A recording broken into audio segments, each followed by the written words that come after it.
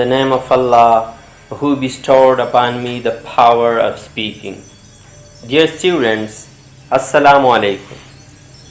As you know that we have almost finished the first lesson of Unit First, and now we are going to discuss summary writing as it is important from your examination point of view. Before going to discuss summary writing, I'm going to tell you the objectives of our today's e-lesson. After watching today's e-lesson, you will be able to understand summary, you will define summary, you will know about the qualities of a good summary and the techniques of summary writing. You will also be able to learn some of the steps in summary writing. So let's move towards summary. What is basically summary? Dear students, summary is basically a shortened form of the original text which contains the essential information, the major or the main points of the original text which you are going to summarize or which you have summarized. There is no addition and there is no omission in summaries because you cannot add irrelevant details or any idea from your own self, and you cannot omit any essential point or main idea from the original text. So let's talk about the qualities of a good summary.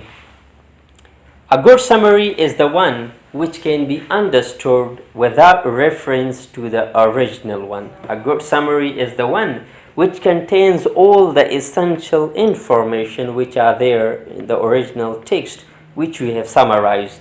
A good summary is the one which is brief and where there is no irrelevant details. A good summary is a unified whole. All the points, all the examples, all the information revolves around a single or central idea. Students, let's talk about some of the techniques in summary writing.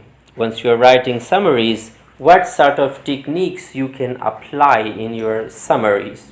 The first one, which is very useful, that is paraphrasing. Paraphrasing is one of the techniques with the help of which we can improve our skill of summary writing. Paraphrasing is actually expressing someone else's ideas or words in your own words without changing the sequence of the ideas, without any addition, without any omission of the main point or the essential information.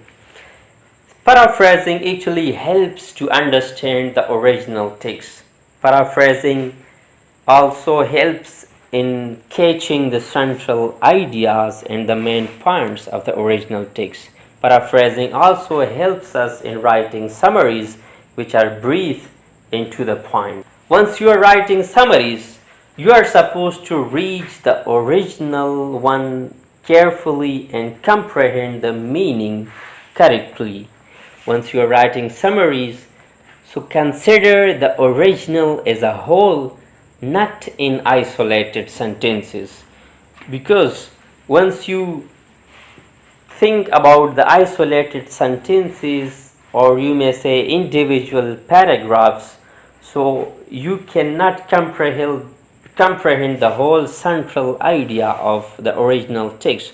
So for that purpose, you need to consider the original paragraph or the original text or the original chapter as a whole.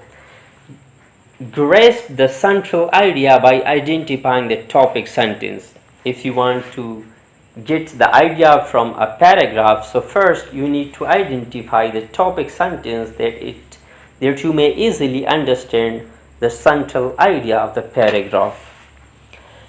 You can also use synonyms or synonymous paraphrasing for writing summaries that it can be easily understood. For example, he had a good command of English. You can also write it, he knew English well.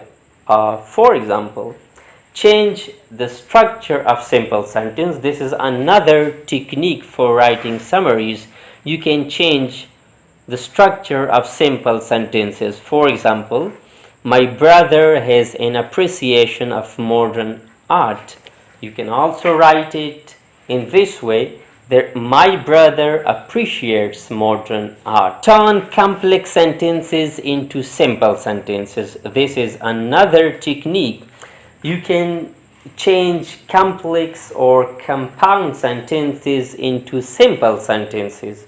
For example, if a sentence is written in this way, he received a welcome that was as cold as ice.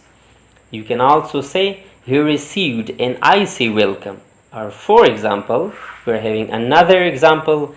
He got up and made a speech at the spur of the moment. You can also write it in this way. He made an extempore speech, or he spoke offhandedly.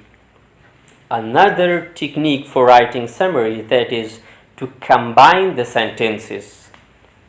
For example, if a sentence like this, hurry up, if you don't, you will miss the train. You can also write it by combining the sentences or the clauses with the help of coordinating conjunction, with the help of subordinating conjunction, or with the help of transitional devices like hurry up or you will miss the train. Now we are moving towards the steps in writing summary. If you want to write a summary, so what sort of steps we should follow? Now, the first one step, that is to read the original in order to understand and find the general theme.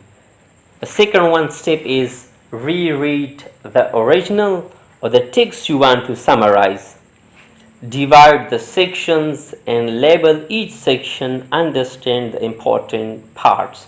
For example, if you are summarizing a lesson, so a lesson may have various paragraphs, and each one passage or paragraph has a single or main idea. You need to write those ideas in your own words, leaving irrelevant details.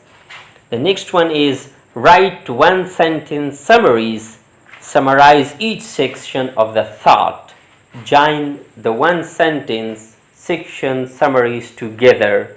You can join it with the help of conjunction, subordinating conjunction, or coordinating conjunction, or with the help of transitional devices. Once you are writing summaries, or once you are going to write the first draft of your summary, so you are supposed to write the name of the author and the name of the chapter or the lesson in the first or second sentence. That is necessary. The next one is then summary sentences for each paragraph or section. Express it in your own words to avoid plagiarism. Use your own words for writing your own ideas. Eliminate unnecessary words and repetition. Eliminate, or you may say omit, irrelevant details, examples, or explanations. Eliminate personal ideas and inferences. Use transitions for smooth and logical flow of ideas. Transition means transition devices or connectors or conjunctions. Conclude with a summing up sentence. Now, once you write the first draft of your summary, you need to observe, you need to evaluate your first draft. You need to edit your first draft. You need to make it error-free.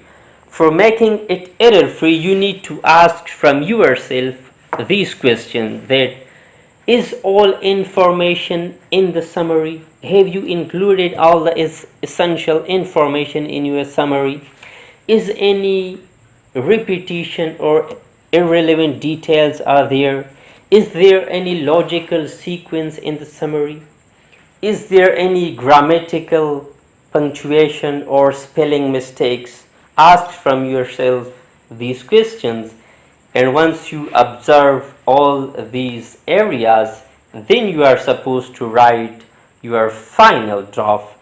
And remember one thing, that Practice makes a man perfect. It is enough for today. Thank you and have a good night.